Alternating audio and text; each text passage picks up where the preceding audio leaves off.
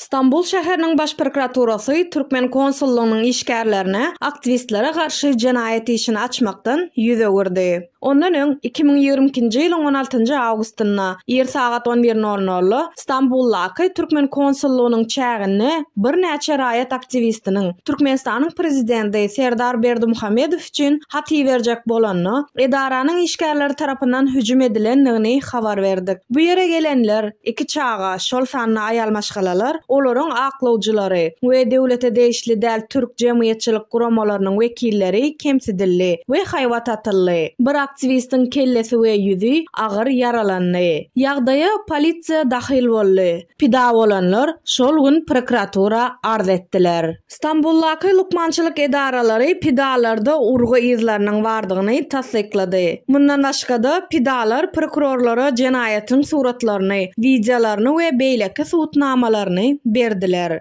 Ähli düşürülen suratlaryň şol sanly konsulluk binasynyň we töweregindäki kameralardan video şekilleriň üstüne işlenýär. Aklawjylaryň pikiriçe prokuratura derňewi esasan Merdan atly konsulluk işgärini we Ahmed atly başga bir hüjümçä garşy alyp barylýar. Türkmen Helsinki gawnasynyň gözegçiligine görä İstanbulyň merkezindäki konsulluk işgärleriniň garakçy hüjümi, paýyş sözleri aýtmak we haýwat atmalary gyzga wagtyň içinde türk sosial ulgamlaryna güýçli täsir döretdi. Waka köpçüligi açylan wadyna konsulluk işgärleri 3 aktivistin garşysyna garşylyk görkezmek we pidalara töhmet atmak bilen pidanyň rolunu oýnamaga synanşdylar. Geçen hepde raýat aktivistleriniň aklawjylary İstanbulyň baş prokuraturasynyň pidalara garşy Türkmen konsullugynyň işgärleriniň şikayatyna esassyz garanlygyny we jenayet işini açmalyk kararyna gelendigini habar berdiler. Türk häkimetleri bu maglumatlary Türkmenistanyň Daşary işler ministrligine iýerdi. Hünärmenler Türkmen konsullugyna bolup geçen wakalary bilen Cemal Haşagi bilen bolan wakanyň arasynda meňdeşlik görýärler. Ol bolsa türk halkyny uly alada goýýar. Şeýle deňeşdirme İstanbuldaky Türkmen diplomatik edarasynyň işgärleriniň konsulluk binasynyň içine iň işçen gelýänleri getirmäge synanşmagy bilen ýüze çykýar. Migrantlaryň pikiriçe bu zerur däl, tutan ýerli, gödök, käte, zor bilen we näbelli maksat bilen edilýär. Daşary ýurtdaky beýleki Türkmen konsulluklaryna da şuňa meňdeş wakalaryň bardygy habar berildi. Daşary ýurtlardaky türkmenlere hüjüm edilmegi we ýenjilmegi soňky 2 ýylda adaty bir ýagdaýa öwrüldi. Awgust aýynda polisiýanyň öňüne türkmen diplomatlary bir türk aklawjysyna we jemgyýetçilik guramasynyň meýletinçisine de garşy çykdylar. Bu bolsa diplomatik dawanyň bolmagyna sebäp bolup biler.